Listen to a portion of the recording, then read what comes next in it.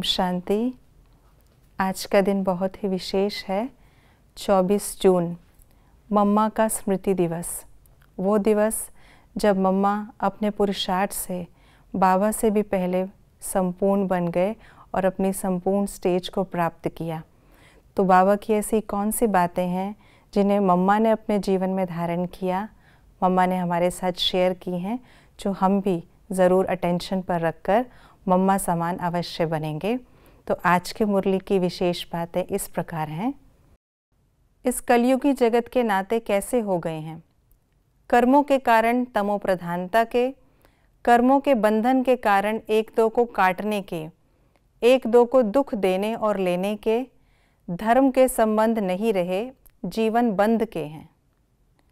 बाबा ने जब संबंध बनाए थे तो वो कैसे थे? श्रेष्ठ संबंध जोड़ा था, उसी संबंध में सदा सुखी थे। सब नाते बहुत स्वच्छ थे। राम राजा राम प्रजा राम साहूकार है, बसे नगरी जिए दाता धर्म का उपकार है।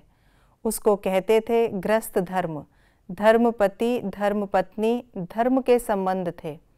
आपस में नाते अच्छे थे, प्रिय थे, एक दो को सुख देने वाले थे। नाते कर्म के बंधन के बिना थे, इसलिए उन्हें कहा जाता था जीवन मुक्त। इस पुरानी दुनिया में हम क्या करते आए हैं? बाप बेटे के हवाले और बेटा बाप के हवाले कर देते, अपनी जीवन एक दो के प्रति दे देते, अपना तन मन धन जो कुछ भी है उसे बच्चों के प्रति बना के बैठे हैं, अपना अपना करते रहते हैं, सारी जीवन एक दो के प्रति लगा देते हैं। तेरा भी मेरा भी मेरा, ऐसे ही करते थे, ठगी करते थे, खुद ही दुखी अशांत बनते आए। क्या होने से क्या हो जाता है? मेरा मेरा कहने से दुखी होते हैं, फिर बुद्धि इधर उधर जाती है। बिगड़ गए इसलिए दुखी होते हैं। फरमान पर चलने से सब सहज हो जाता है। प्रैक्टिकल में बाप का होकर चलने से भाग्य बनता है। अगर बाप को सीधी अंगुली नहीं देते, हाथ नहीं देते, तो बाप नाक पकड़ के ले चलेंगे। बाप नाक पकड़ेंगे तो दम घुटेगा, दुख होगा, सजाएं खानी पड़ेंगी। बाप से बुद्धि योग लगाने से ताकत मिलती है। कवच होगा तो गोली नहीं लगती है। हम बच्चों के प्रति बाबा के डायरेक्शंस: मेहनत करो, पवित्र रहने की प्रतिज्ञा करो, दृढ़ता रखो, धारणाओं में रहने का पूरा प्रयत्न करो, वेस्टेज को बचाओ, अपने नुकसान घाटे को अच्छी तरह से समझो, अच्छी तरह से कुछ तो अपनी बुद्धि खोलो। योग का कवच है, ज्ञान की तलवार है, इन सभी अस्त्र शस्त्रों को अपने पास अच्छी तरह से संभाल कर रखो। हम बच्चों को किन बातों को समझना है, कभी भूलना नहीं है। अभी हाथ में हाथ देकर सीधा चलने का टाइम आ गया है।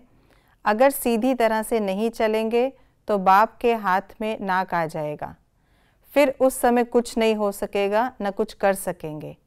जिन्हों को पता है, जो बैठ के सुन के फिर गफलत करते, तो उनकी खैर नहीं।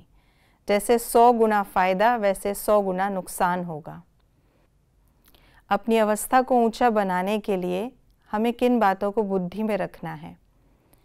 जीवन मन वाणी कर्म सहित सरेंडर कर बाप का नहीं हुआ तो अतीन्द्रिय सुख महसूस हो नहीं सकता। जब बाप का सहारा लिया है तो दिल से उनके आगे अपनी जीवन अर्पण कर देनी है। नशे में रहने से अवस्था में उल्लास भर जाता है। ज्ञान की धारणा होने से औरों को आप समान बनाने की ताकत आती है।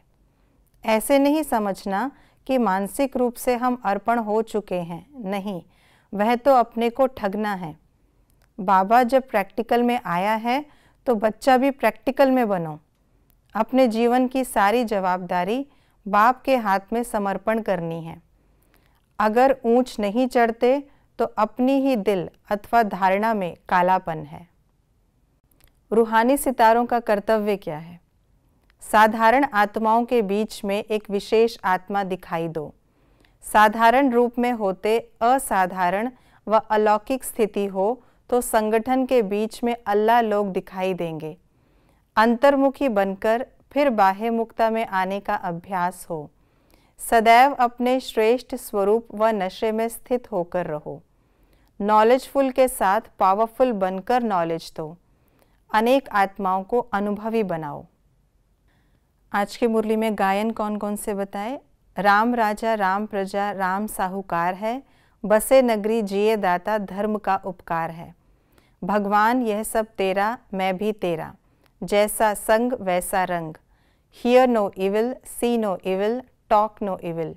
जो करता है वह पाता है। ये थी मम्मा के मुरली के मधुर महावाक्यों की विशेष बातें, जिसमें सारी ही बातें शिक्षा से भरपूर हैं, धारण करने योग्य हैं। तो कमेंट बॉक्स में हमें लिखकर ज़रूर बताएं कि आपको इसमें से कौन सी बात सबसे अच्छी लगी और आप धारण कर मम्मा समान बनेंगे। ओम शांति।